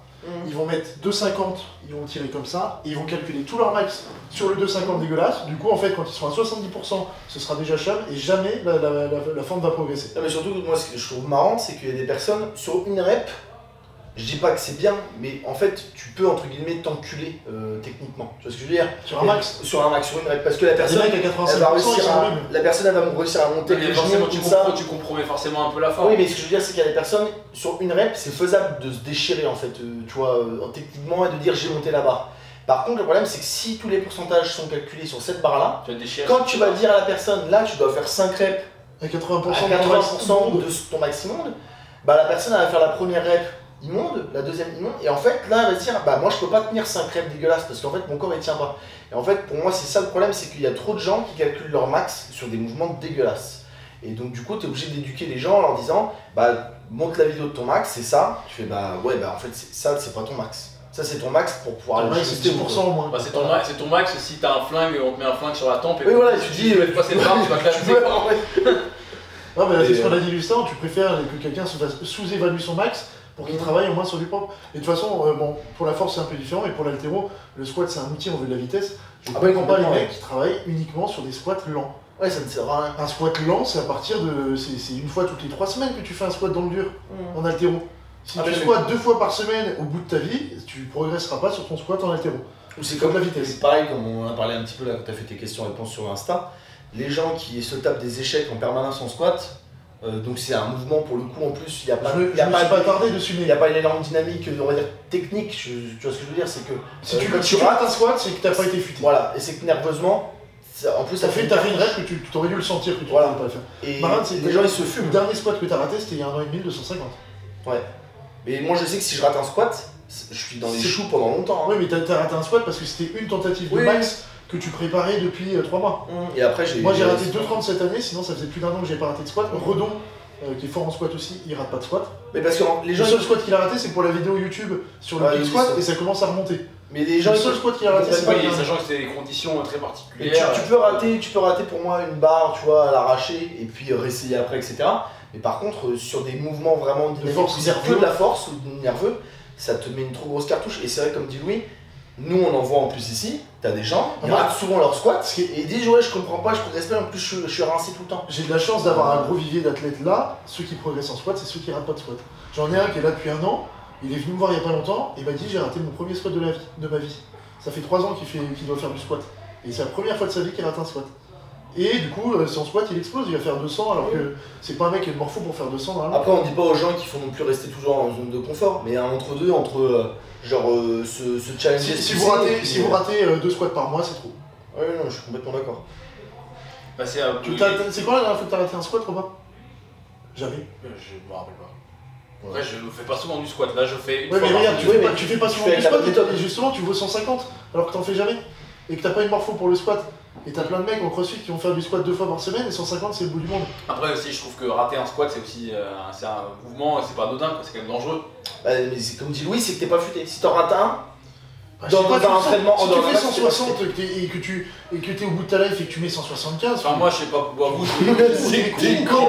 J'imagine que vous. Il va se passer un truc. Il y avait pas quelqu'un qui nous avait fait ça ici, qui avait fait une barre au bout de sa vie. On l'a vu charger, plus que t'as qu'à en fait, à quel moment tu penses qu'il va y avoir quelque chose? Tu t'es dit quoi en fait? Il y a un truc qui va péter à un moment, il y a un truc nerveux qui était pas là qui va arriver d'un coup? Non, moi je sais pas, moi il y a quelqu'un qui va lui donner la clé. Je vais pas dire que j'ai peur, mais moi dès que ça passe les 85%, genre je me dis en fait faut être concentré là.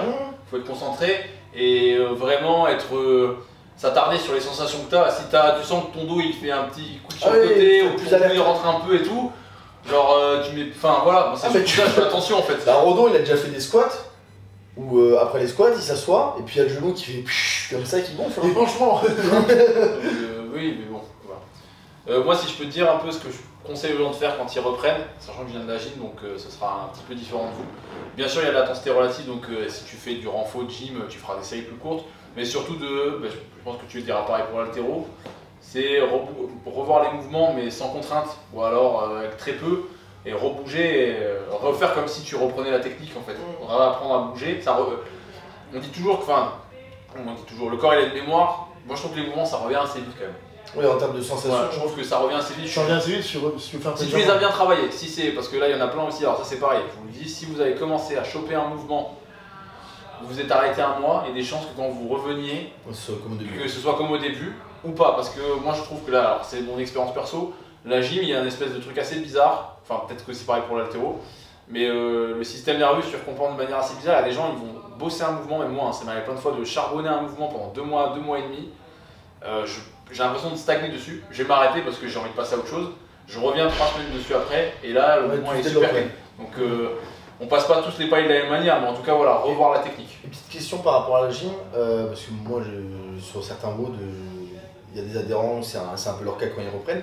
Est-ce que tu conseilles à quelqu'un, par exemple, quand il reprend, alors pas forcément quelqu'un qui a un gros niveau, mais tout ce qui va être butterfly, etc., où il y a justement pas mal d'à-coups au niveau des articulations et des tendons, et peut-être justement ne pas forcément faire ces mouvements-là pour réhabituer les tendons et les liens. Il faut réhabituer avec du strict avant de repasser sur le clipping. Moi, je vais être encore plus radical que ça. Pour moi, le butterfly, si vous faites pas de WOD en compète, faut pas en faire. Enfin, ou alors faut en faire de manière très... En gros, si vous pouvez faire beaucoup de renfort et s'il y a un WOD ou deux, il y a des butterfly, voilà, mais genre pas systématiquement. Mais toi, tu conseilles pour quelqu'un qui fait de la reprise de faire un peu de strict avant, ou si jamais il veut faire des butterfly, est-ce que tu penses que c'est une mauvaise idée de rentrer de vacances et de se taper des butterfly? Alors ça dépend comment il se les tape. Si par exemple il fait un EMOM de 10 minutes où il fait très peu de reps par minute pour rebouger, comme moi ce que je te propose de faire souvent ou ce que je propose aux gens, non, ça va, parce qu'en gros il va jamais monter en intensité, c'est juste qu'il bouge un peu, il fait le geste. Avant même, genre 4-5 reps avant que ça devienne dégueulasse, il s'arrête et il reprend. Donc oui, dans ces cas-là, oui. Mais sinon, dans un WOD, non. De toute façon, moi, je suis pas fan du tout des butters. Les muscle-up aux anneaux en keeping, je trouve ça bien. Tu peux vraiment contrôler. En plus, les anneaux, comme c'est souple, tu peux avoir. Par contre, les muscle-up bars, les muscle-up, les butterfly et tout, voilà, qu'est-ce que c'est traumatisant pour le petit rond et tout ça, les épaules, ça t'arrache tout. De toute façon, vous avez qu'à voir dans le stade de crossfit, le nombre de mecs qui ont des tendinites au coude ou aux épaules, on enlève les mouvements en keeping. Je pense qu'il y a beaucoup qui. Avant, on va dire c'est pas le mouvement, on peut dire la même chose, c'est pas le mouvement, c'est les gens. Mais oui, mais c'est parce que les gens font un mouvement alors qu'ils sont pas encore la capacité de le faire. Pour moi, c'est. Placement de produit, si tu proposes des progs, laquelle tu proposerais avec un reprise? Moi Robin aussi. Moi, les seuls progs pour moi que je conseille en reprise, ou des gens qui n'étaient pas sur ce focus là et qui veulent faire justement un travail là-dessus. Pas attaquer avec max squat. Oui, voilà, par exemple max squat, il y a des gens qui me disent ouais, moi je veux progresser en force, je vais faire ça. Je dis bah en fait si tu faisais pas de focus sur le squat avant, fais pas ça, parce qu'en fait la forme elle attaque, faut faire un travail préparatoire, ça attaque quand même sur des pourcentages assez élevés dès le début. Moi je dirais sur le bas du corps, big legs, parce que de toute façon même par rapport à tous les retours que j'ai eu, je sais pas, il y en a à avoir quand même un bon paquet, la majorité globale a des bons retours, que ce soit sur des gens qui reprennent une activité physique ou qui commencent à rebosser les cannes. Et puis après, sur tout ce qui est haut du corps, il y a le strong back qui est en plus. En gros, ce sont des poids qui sont un peu plus tournés hypertrophie et dans une planif annuelle cyclée, c'est ce qui arrive en début de cycle. Ouais, c'est du foncier et dedans, à la place d'avoir uniquement l'hypertrophie, tu as aussi pas mal de petits. Conditionnement, on va dire, avec des circuits. Ouais, pas forcément conditionnement, mais pas mal de travail où tu peux corriger un peu ta technique. Je sais que strong back, j'ai pas mal de gens qui avaient des soucis, par exemple, tu vois, sur du maintien, sur des départs arrachés, des trucs comme ça, comme dedans, j'ai beaucoup de travail d'ouverture, la fixation. Des gens, surtout un peu sur de la gym, sur les tractions, t'en as beaucoup. Et ouais, c'est des procs de renfort musculaire avec une base d'hypertrophie et une base où tu peux corriger ta technique, puisqu'il y a du travail de tempo, tout ça, disons. Donc moi, c'est ces deux-là, sur de la reprise, que je conseille à chaque fois. Moi, j'ai pas 10 milliards de procs, donc je suis en train de les bosser, mais moi, je prendrais la prog muscle up, surtout le premier cycle. Le premier cycle, c'est que du statique et de l'activation scapulaire. En gros, c'est des. Il y a quelqu'un qui démarre, il se dit mais ça fait bosser quoi ça? Pareil, c'est des tractions en scapulaire, en supination, pronation, de la planche, du maintien sur les anneaux, du maintien sur les barres dips. En fait, ça c'est de la prep. C'est de la prep. C'est pour arriver à être safe en fait. Mais surtout aussi peut-être comprendre comment ton corps il bouge quoi. Je pense que c'est aussi la base, parce que comme quand tu donnes des cours de gym, si tu dis à une personne d'activer etc. et que la personne ne sait même pas en fait ce qu'elle active.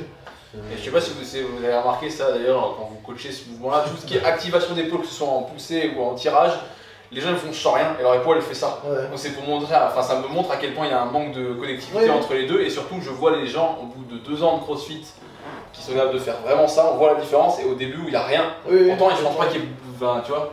Il y a une mobilité quand même au niveau de la scapula qui vient se... Ouais. Bah si lui il fait le mouvement et je fais le mouvement, c'est pas pareil. Je pense que j'ai bougé un peu plus que lui. Donc ouais moi, alors du coup je résumer un peu ce qu'on a dit.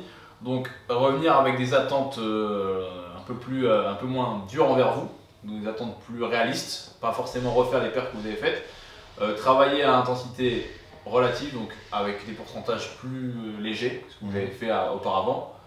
Peut-être même voir à 10% en dessous de vos max, pour ceux qui font la force, et revoir les mouvements. En gros c'est assez simple, assez basique, mais voilà, c'est pas forcément ce que... Genre, pas typiquement, faire un WOD quand on revient, non.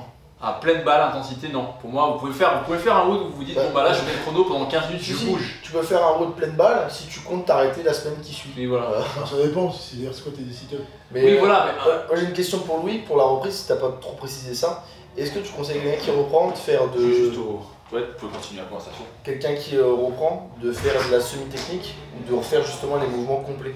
Je te dis une connerie, tu vois, moi si je reprends, est-ce que c'est mieux que je fasse de la suspension avec du poids de la suspension. En fait, ça va dépendre de l'individu. Okay. Si c'est quelqu'un qui est relativement technique sur le mouvement, il peut attaquer sur le mouvement technique, donc le mouvement complet, parce que il est bon dessus. Par contre, quelqu'un qui n'est pas hyper technique, il faut qu'il découpe en gros le mouvement par segment pour essayer de travailler par séquence en gros. Faire du hang comme tu dis, faire de la chute de la nuque, travailler sur des tirages ou des... Un crossfitter qui reprend et qui n'a pas un gros niveau en haltéro, il faut qu'il évite de refaire les mouvements dans la dynamique complète, mais peut-être plus justement décomposer sur, comme tu dis, le passage des hanches, des chutes. T'as peu de prog foncière ultra spécifique dans tous les cas, avec que de l'arraché, du squat snatch et du squat clean. Oui. Les prog foncières, la plupart du temps, c'est des complexes pour bosser sur des fragments du mouvement justement. Et il faut reprendre comme ça quoi. Les seuls mecs qui peuvent attaquer qui disent bon allez je reprends et là en fait je vais faire des séries 3 à l'arraché, des séries 3 à l'épaule jetée, c'est que techniquement ils sont déjà assez au point pour le faire. C'est-à-dire que quand ils reprennent ils ont déjà le schéma corporel pour être placé correctement, comme Alex quand il revient. Ouais, mais en fait si t'es pas bon à l'arraché, ça dépend parce que tu vois les Bulgares par exemple leur philosophie c'est que pour devenir bon sur le mouvement complet il faut faire du mouvement complet à fond ouais. En gros, tu veux devenir bon au violon, tu fais du violon. Et les Russes, c'est complètement l'inverse. Tu veux être bon au violon, tu fais du solfège. Et le solfège, en fait, c'est les semi-techniques, bosser les différents trucs.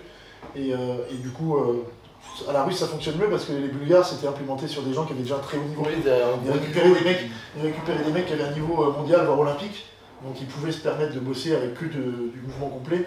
Alors que on n'est pas des Bulgares en fait, des années 80, donc si tu veux reprendre, dans l'idéal, tu reprends avec des semi-techniques pour bosser. En fait, si tu as un mauvais départ, bah, tu vas bosser avec un semi-technique avec des tirages pour travailler dessus. Si tu n'es pas bon au-dessus de la tête, tu vas bosser avec un arraché debout plus 3 overhead squats pour travailler sur la flexion avec une barre au-dessus de la tête, et ainsi de suite. Quoi.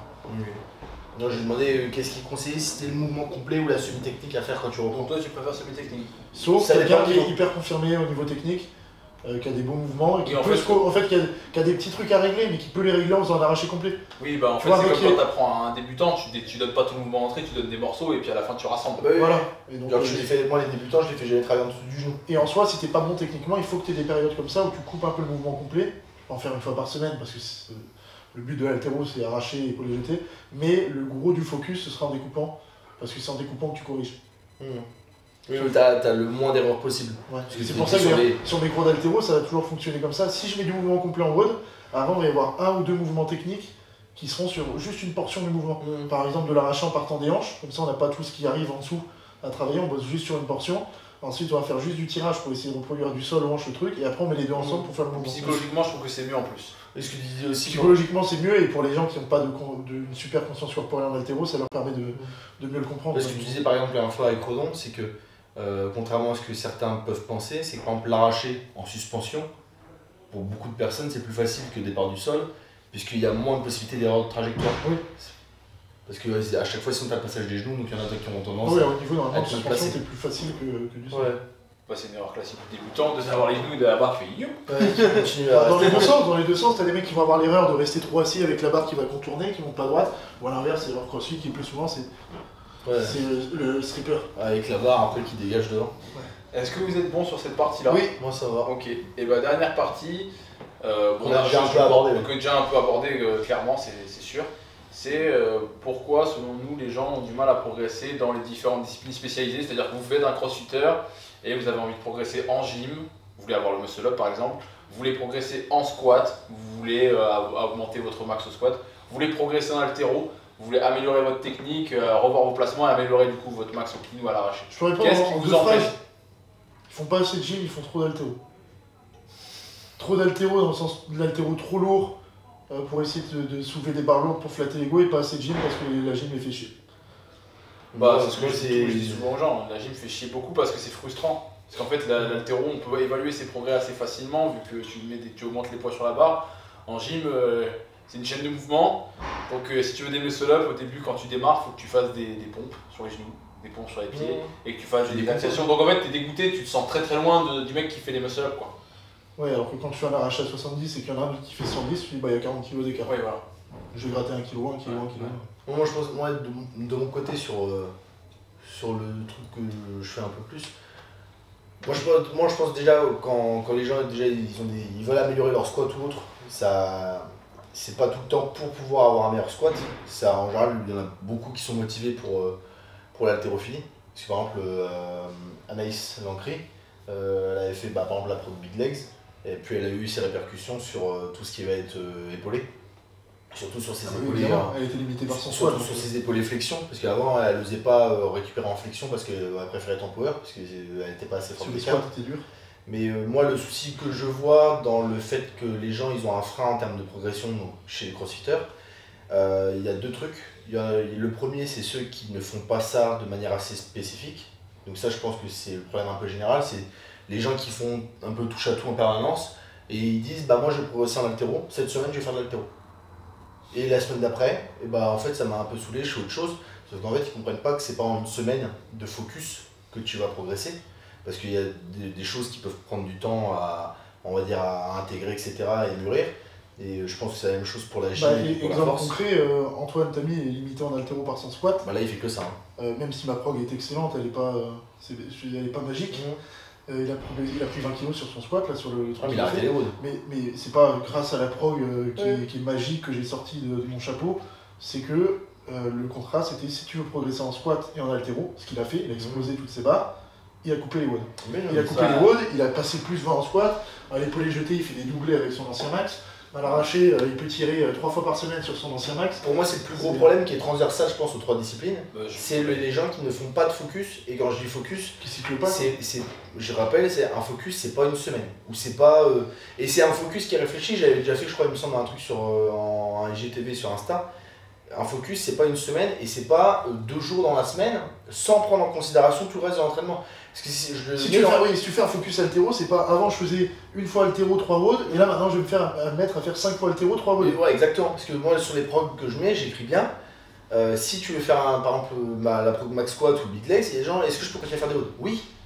Mais par contre, intègre le fait que là aujourd'hui, tu te fais 2 séances qui te cartonnent les jambes dans la semaine et qu'en fait, tu peux pas continuer à faire les WOD si jamais tu as des WOD. Tu vas pas faire un Fran buter en thruster la veille de série lourde en squat. De toute façon, moi je vais être encore plus radical pour moi. En fait, c'est très radical pour ce que vous avez. Presque même fasciste. Il y a beaucoup de radicaux ce temps-ci, c'est faire gaffe.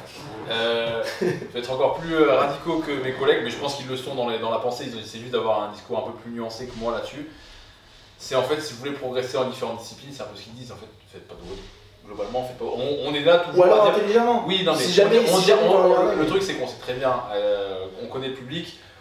Je dis pas qu'ils sont pas intelligents, ils sont émotionnels dans leur manière de s'entraîner. Donc en fait, on va leur dire fais pas de WOD ou alors fais un WOD mais qui te plaît. Et en fait, ils n'arrivent pas à couper. Donc pour moi, quand quelqu'un vient me voir et me dit je veux progresser dans ça, mais est-ce que je peux faire des WOD? Maintenant, j'avais tendance à dire oui, mais maintenant je dis non. Alors que c'est oui mais la vraie réponse. Oui, sachant que c'est. La vraie réponse c'est oui mais. Mais les gens savent pas. Non, mais sachant qu'il y a de l'expérience terrain derrière. Voilà. On l'a vu, toutes les personnes à qui on a dit tu coupes les WOD, tu fais ça, ils explosent. Et après ils viennent nous voir et ils disent je suis super content, j'ai fait plus 5 en snatch. Le premier qu'on a eu, et je pense qu'il est le meilleur exemple, et sur le long terme, c'est Clément. Ah oui, bah, bien sûr. Parce que nous on a ouvert la salle, on a, je pense, Victor Château aussi, hein, ouais. ça. Au bout de 6 mois, 1 an, etc., il est venu, il faisait que du crossfit. Il a fait un focus de 1 an et demi sur altéro, force à fond. Et de la gym avec toi. Et en fait, les gens, ils ont tout le temps peur que leur crossfit ne revienne pas vite. C'est-à-dire que le cardio ne revienne pas vite, les séances. Le seul problème avec ça, c'est qu'après tu te fais traiter de chargé. Parce que tu as progressé plus que des mecs qui ont fait n'importe quoi pendant la même période. Mais en fait, c'est le fait d'être spécialiste dans un truc et de mettre un focus. Pareil, comme tu dis, les gens en fait qui sont à côté et qui ne comprennent pas qu'une personne, comme les nouveaux qu'on a eu, celui qui est descendu de Lille et qui a progressé sur le squat, etc. Il y en a plein qui n'ont pas compris sa progression. Mais les gens, en fait, ils se mettent toujours qu'avec leur prisme à eux. C'est-à-dire que eux, dans leur tête, ils se disent moi, je fais 6 WOD par semaine. Et je progresse pas, alors que je fais mes trucs, etc. de force. Je fais ma petite partie altéro, ma petite partie gym, et mes 4 de contenu. Et résultat, les mecs ils font des perfs. Il y a leurs potes qui disent ouais je comprends pas, on a bloqué pendant 1 sur les mêmes barres et maintenant mais c'est parce qu'en fait, et après la méthode change. Il y a la FLD qui débarquait à la salle et qui les contrôle. C'est bien parce qu'après là on a eu les contrôles. Sur les contrôles, il y a eu 2 mecs qui se font accuser en permanence de dopage, les 2 ont été contrôlés. Mais ce qui est intéressant là-dessus, donc c'est bon signe. Ce qui est intéressant là-dessus, c'est surtout que les gens, et ça je pense que c'est de manière générale, on l'a vu avec Mike Videt, pour ceux qui font de la force athlétique, qui avait gagné les championnats de France en moins de 93. Il y a lui il disait tout le temps, il faut savoir quand même qu'il est énorme de base, c'est un nuage le mec. Il fait un 80-100 kg quoi. Ouais, il y a plein de gens qui disaient tout le temps, quand ils s'entraînaient dans les basic fit, etc., dans les autres salles, qui disaient ouais machin, mais c'est sûr tu prends des trucs tout ça. Et il disait mais en fait moi ce qui me fait chier, c'est que la personne avant même de me parler, je comprends pas pourquoi elle me demande pas comment je m'entraîne. Parce qu'en fait la base du truc, ça reste quand même ça. C'est comment tu t'entraînes, qu'est-ce que tu fais. Et là les gens ils ont pas des réponses. Ça il fait partie des personnes qui est inscrit dans une FED, il a été testé plein de fois, et surtout il a une licence, ça veut dire qu'il s'expose à se faire tester. Sinon, regarde, moi je suis licencié, ça veut dire que demain il y a un mec qui se pointe, qui dit bonjour, je contrôle les licenciés, je me fais contrôler, et t'en as plein qui vont parler en plus sur Insta ou autre, ils n'ont pas de licence, ils sont juste, ils font du crossfit, ils n'ont pas de licence, ils peuvent être cachés dans leur coin, faire ce qu'ils veulent, et par contre ils vont tailler des mecs. Et ceux qui disent c'est facile de contourner un contrôle antidopage, et que vous avez jamais vu comment un contrôle antidopage se fait en France, tu peux pas le contourner, tu peux pas le contourner. Non, voilà, ouais. En tout cas, pas de WOD, pas de WOD, c'est ça, on va pas tergiverser 15 ans. Ça revient vite, faut pas avoir peur. Pas WOD, parce que, en fait pour moi, alors pareil, j'ai grossi un peu le trait, mais pour moi quand quelqu'un me dit je veux faire un peu d'altéro, je fais quand même les WOD, c'est comme si la personne me disait alors je veux progresser en tennis, mais je fais 3 fois du badminton par semaine, mais normalement c'est bon parce qu'il y a une raquette, je devrais progresser normalement. Pour moi c'est la même chose en fait, c'est aussi bête. Ça fait penser à Marc Voudou avec Quentin. Mais le truc c'est qu'on a beaucoup de mecs dans la salle, et ceux qui ont un meilleur niveau dans la salle, c'est ceux qui font des cycles et du spécifique. Tu vois, c'est tout con, c'est comme si tu arrives dans une salle et t'as 20 gros et 10 mecs avec des abdos, et que tu dis bon bah je vais regarder ce que font les gros pour avoir des abdos, c'est très con. Tu arrives dans les salles, et la plupart des salles, tu regardes, qu'est-ce qu'ils font les mecs? Et bah ils font, tu regardes, c'est tout con, tu regardes Fraser, Froning, même si c'est pas des exemples surtout parce qu'ils n'ont pas forcément hormonalement les mêmes réglages que nous, mais tu regardes ce qu'ils font, il a son entraînement altéro, certes il a des WOD aussi, parce qu'il peut se le permettre, et surtout il est intelligent dessus, Il se met pas 2 AMRAP 35 minutes après ça. C'est des mecs qui sont capables de gérer leur intensité, je pense, comme personne. Mais ils font des entraînements altéro, ils font des entraînements. Mais là on vient du coup, je pense, pas à critiquer, mais à remettre un petit peu en question aussi certaines preuves de CrossFit. Et moi, ce que je donne souvent comme exemple pour les personnes qu'on a sur les WOD, c'est que je leur dis, les gens qui font de l'haltérophilie, ils font de l'arraché et de l'épaulé jeté. Est-ce qu'à chaque séance, je pars hors préparation à la compète, ils font de l'arraché et de l'épaulé jeté? Non. Ils font une séance où c'est de l'arraché, une séance où c'est de l'épaulé, une séance où c'est du jeté. Et quand ils arrivent proche de l'échéance, ils commencent à faire les deux. Mais en fait, je dis aux gens, quand vous faites des progs de CrossFit, dans la prog, il y a du cardio, il y a de la gym, il y a de la force, il y a tout le même jour, il y a de l'haltéro, tout le même jour. Bah en fait, comment veux-tu progresser? Alors, je suis d'accord que là, on est sur un axe polyvalence, etc., qui est peut-être intelligent à faire quand on se rapproche d'une compète pour avoir un petit peu la facilité de sauter de l'un à l'autre. Mais comme on dit, vous voulez progresser dans un truc, bah arrêtez d'être polyvalent en fait, soyez spécialiste. Mais ça a vraiment le côté entrée plat dessert en fait, les progrès de CrossFit je trouve.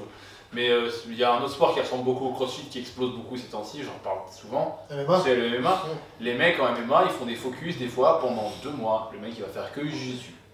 Et le mec est déjà fort en sparring, il va pas tout perdre son sparring. Oui, voilà, il se dit pas parce que j'en fais plus que je deviens hyper en sparring. Alors il va peut-être en refaire une fois, bouger, faire un peu de shadow, etc. Oui, mais le mec est nul en lutte, il fait de la lutte. Et voilà. Il se dit pas, je suis bon en sparring, je suis moyen en machin et je suis nul en lutte, je vais faire du MMA en permanence, je vais faire que du combat libre à chaque séance. Bah non, tu fais ton focus. C'était pas Fraser au Fanning qui était nul au rameur et qui s'est mis à faire du rameur tous les jours?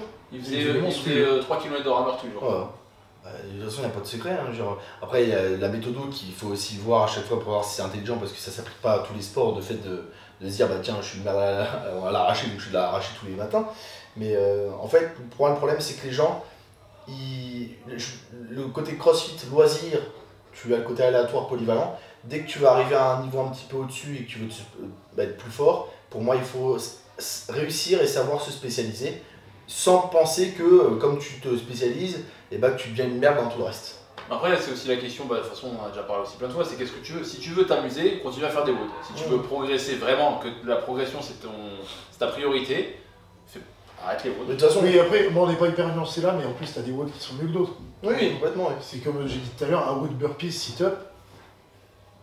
Mais c'est là où ça rejoint ce que disait Robin un petit peu, c'est que la vraie réponse c'est oui mais, en ayant des mots intelligents. Mais il faut mieux dire à quelqu'un non, voilà, tu dis non, comme ça t'es sûr qu'il n'y a pas d'erreur. Voilà. Donc, c'est comme tu as eu Marc Vouliot qui t'a préparé, etc.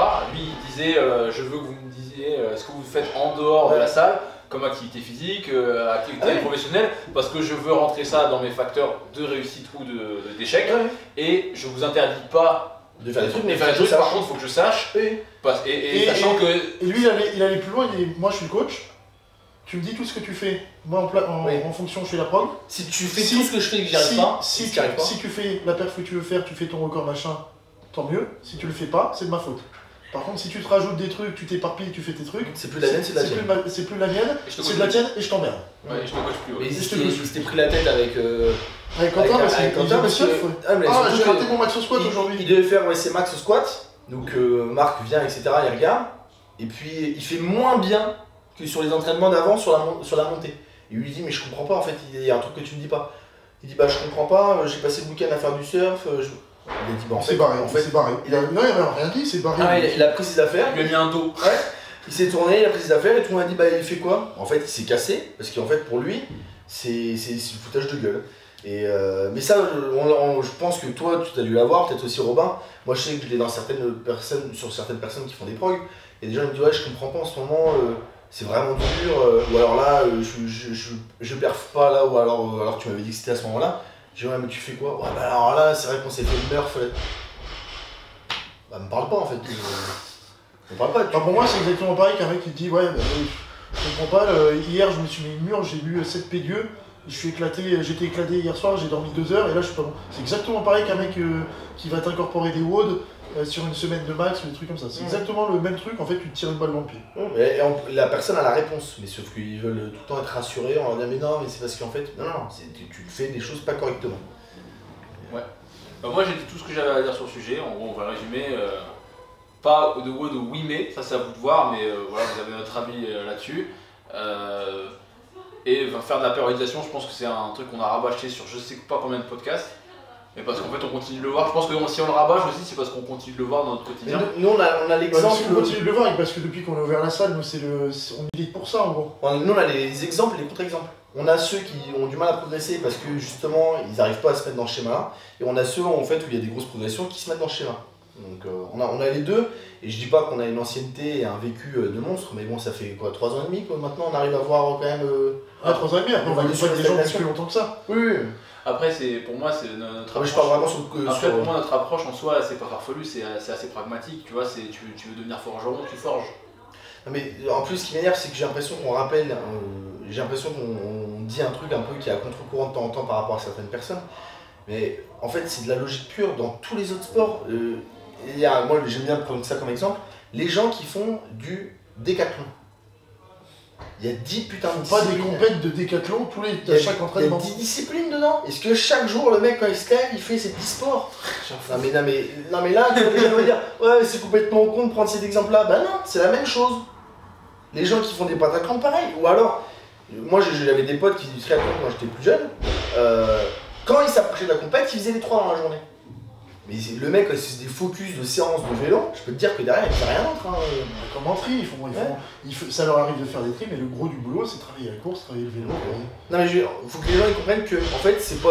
Pour moi, j'ai pas envie de dire, oui, nous on a la clé, c'est nous qui distribuons la bonne parole. C'est en fait, écoutez pas forcément ce qu'on dit en disant, oui, bah c'est eux qui ont dit ça, donc ils ont raison. En fait, regardez juste les autres sports qu'il y a autour. Regardez les mecs qui font les JO dans d'autres disciplines, etc. Et regardez les mecs de votre box qui sont forts. Personne ne fonctionne comme ça dans les autres disciplines. Et si c'était le cas, moi je plains les mecs qui font du coup du décathlon. Parce que je pense qu'ils n'ont pas beaucoup de temps pour dormir. Non. Parce que 10 sports dans la journée, t'es chaud quoi. C'est une organe. Et encore une fois, un mec qui a un gros cardio et qui a un overhead squat à 150 kg, sur le WOD qu'a fait Fraser, c'est quoi, c'est Nancy ou Annie? Nancy. C'est Annie. Awful Annie. Annie, c'est pas les sit-ups? Non. Bon, bref. Sur le WOD avec les overhead squats avec la course, si t'as 150 en overhead squat et que tu fais des séances de track où tu vas faire des 400, et bah tu vas fumer le mec qui s'entraîne à faire des WOD dans sa salle, à faire des overhead squats mélangés à des sit-ups et des machins tout le temps. Oui, c'est sûr. Ça marche. Voilà. Bon, je crois qu'on a assez on a assez prêché. Je pense qu'on a assez prêché. Je sens que ça nous anime, tu vois. Non, comme j'ai dit, c'est un truc qu'on voit dans notre quotidien. Je pense que on va encore nous poser des questions dessus. Je suis sûr qu'on en reparlera plein de fois. Moi, je veux juste préciser un truc, parce que tu as dit j'ai battu Matt Fraser. Par contre, est-ce que tu avais fait les autres events avant? Et en plus, tu es spécialiste de jeu. C'est vrai que si je te bats sur C, c'est pas bon parce que c'est pas vrai. Si tu dis je t'ai battu sur C et que l'autre il dit oui, mais est-ce que tu me bats sur B? C'est un petit peu hors sujet. Ouais. Bon. C'est pour répondre au dernier commentaire de la vidéo. Parce que je crois les gens se sont dit que tu étais meilleur que Matt Fraser en crossfit, c'est pour péter la confusion. Enfin, après, les gens ne connaissent pas le concept de marketing et de putaclic, je pense aussi. Oui. C'est ça Mais bon, c'est tant mieux, hein. Les gens qui commentent mal font du référencement et de la visibilité. C'est que ça me fait penser. Les haters. Ça me fait juste penser à c'est que ça, on l'a dit plein de fois, mais dans les premières vidéos, quand on avait fait le podcast avec Guillaume, quand t'avais écrit Guillaume Guillou, le Conor McGregor français. C'est Conor McGregor. Mais non, mais c'est pas lui, Conor McGregor. Bah sans déconner, on n'avait pas remarqué en fait. Conor McGregor, je sais que c'est un mec qui va. Et Guillaume, c'est celui qui a le plus de commentaires négatifs, c'est celui qui a fait le plus de vues, et c'est celui qui a aussi le plus de commentaires positifs. Ouais, puis moi je sais qu'en fait, en mettant Guillaume Guillou et Conor McGregor, qui sont deux noms que Conor McGregor doit être beaucoup plus tapé dans Google, référencement, en fait, je sais. Tapé dans la vraie vie. Ouais, tapé dans la vraie vie. Je pense. Que en fait, votre œil va plus s'arrêter sur j'ai battu Matt Fraser que j'ai fait 2,34 sur le handstand. Sachant que je suis spécialiste gymnastique et que je n'ai pas fait de haut d'avant. Alors que si je mets Matt Fraser, vous cliquez. Tout simplement. Bon, allez, on a encore. Tiens, un dernier petit truc, rappel, dites-nous pour la déco. Ouais, et dites-nous vite parce que sinon Marin il va avoir des lubies et nous faire mettre des trucs de. Ah là, on peut le demander dans les commentaires. Hein. À la base, je voulais mettre un crâne taille réelle de T-Rex, donc du coup, on ne peut pas le mettre ici, parce que ça va faire 1m50 de long par 1m de haut sur 60 $. Quand je vous parlerai, je vous verrai pas quoi. Je te regarderai à travers l'œil du T-Rex. Un crâne de T-Rex en résine, parce qu'on a regardé les vrais. Pareil, t'as les vrais, ça fait des grosses comme ça. Là. Et ouais, je voulais mettre une MG42 ou une Kalash là. Mais ça rentre. Une vraie, hein. Ça rentre, c'est bon.